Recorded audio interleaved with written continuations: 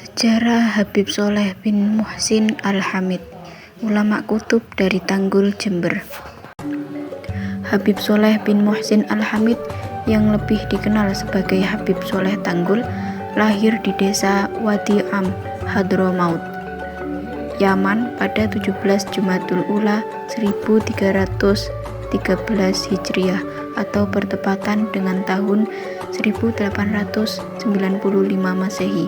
Ia termasuk dalam golongan Sayyid, yaitu keturunan langsung dari Nabi Muhammad SAW.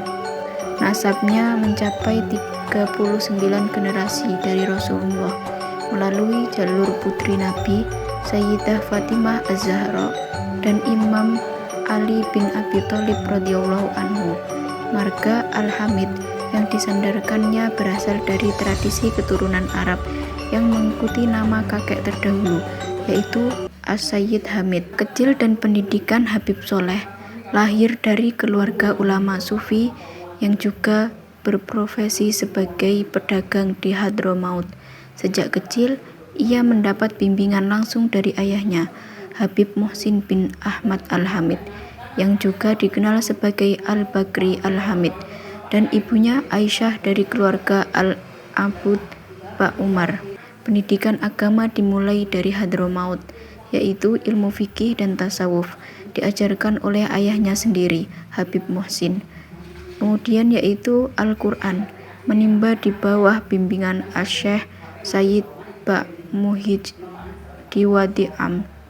Pendidikan prinsip keagamaan salaf ini membentuk Habib Sholeh sebagai pencinta ilmu yang gemar mengunjungi ulama berkemuka.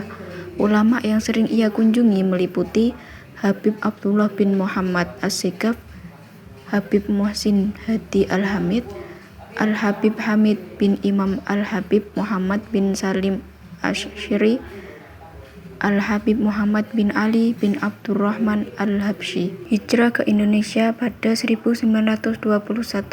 Pada usia 26 tahun, tahun 1921 Masehi, Habib Sholeh memutuskan berhijrah ke Indonesia bersama Syekh Fadli Sholeh Salim bin Ahmad Al-Askari.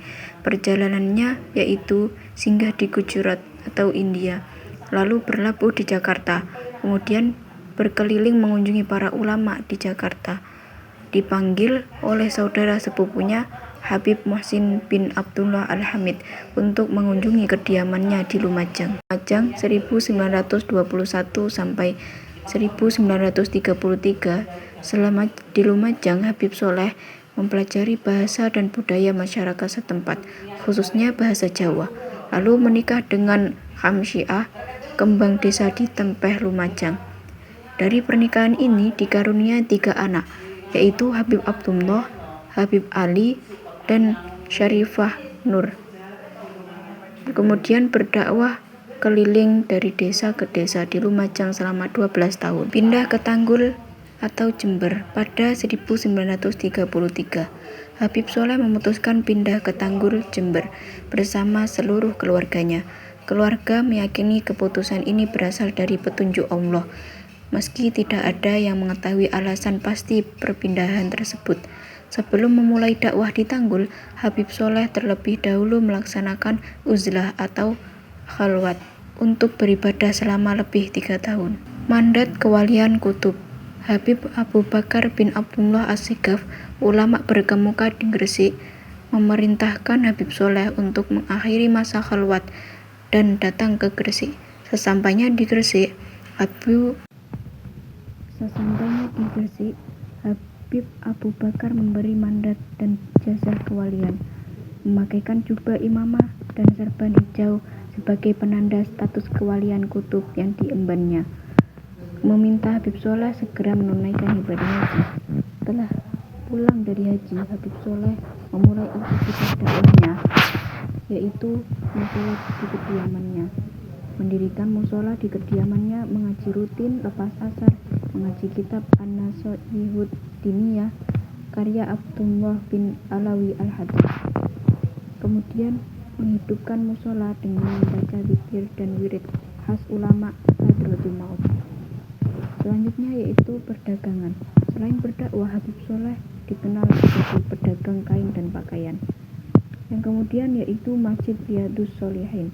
Beberapa tahun kemudian Habib Sholeh mendapatkan hadiah sebidang tanah dari pengusaha setempat, Haji Abdur Rasyid. Di atas tanah tersebut membangun Masjid Riyadhus Shalihin wakaf kepada masyarakat, letak tempat di sebelah selatan stasiun Tanggul.